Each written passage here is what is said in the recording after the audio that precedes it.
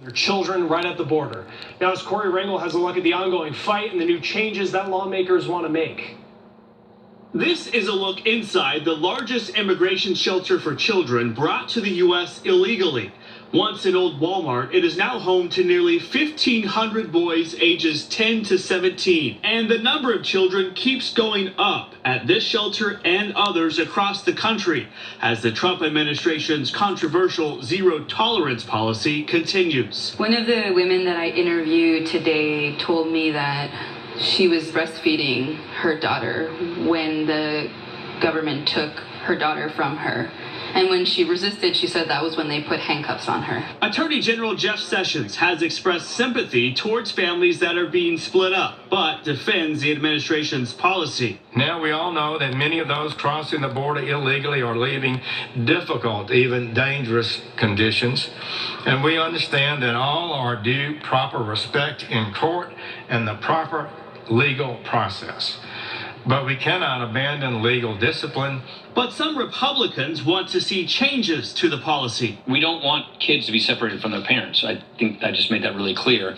And we believe this will require legislative change. Democrats have already introduced new legislation.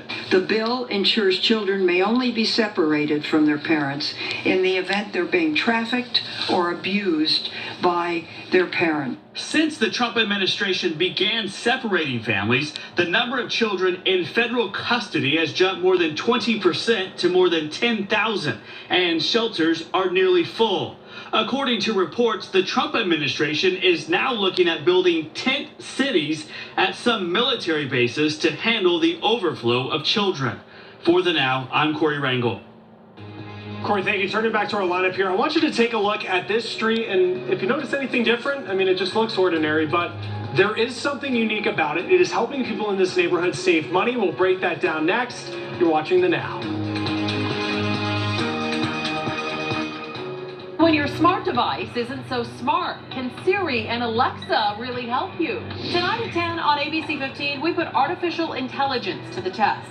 See how AI acts during an emergency. Tonight at 10 on ABC 15. So we were on our cruise, and I saw a little something that I just had to get for you. What? Honey. Thank you so much. I appreciate it. Whoa. We just knew. You shouldn't have. Well, it was a little bit pricey. Expensive.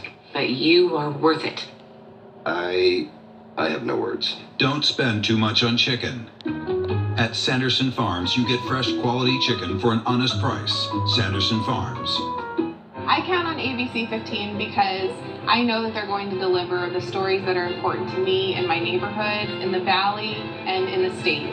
The news I need to know right away. And that's why I feel ABC 15 is taking action for me.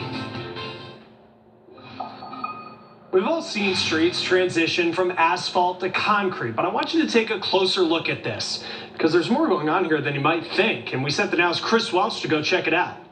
It's becoming so increasingly uncomfortable in that kind of heat. It's brutal. That's how Robert Riley of LA's Silver Lake neighborhood describes summer living in a city that's surface area is 10% pavement. In that August, September, even into October, it's like I don't even want to be in the city because it's so uncomfortable. The problem even has its own name. So the heat island effect means that cities are generally about 10 degrees hotter than the surrounding countryside. Greg Spots is with the city's Bureau of Street Services. So here we are at the edge of the coating.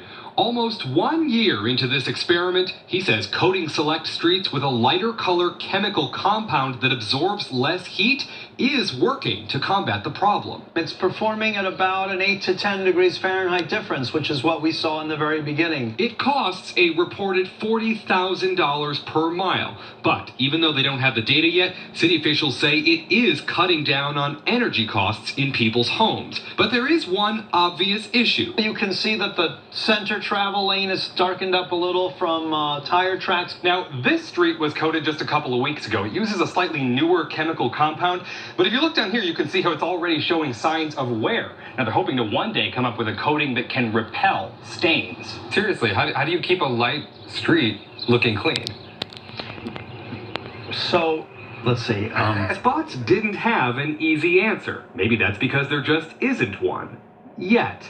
but it's something they're working on with the company that makes the coating. You can feel the difference. And at the end of the day, if it makes his block feel cooler, I mean, aesthetically, it doesn't bother me at all. Robert Riley says he'll take all the help he can get. It helps just to, like, get out of that discomfort zone. Reporting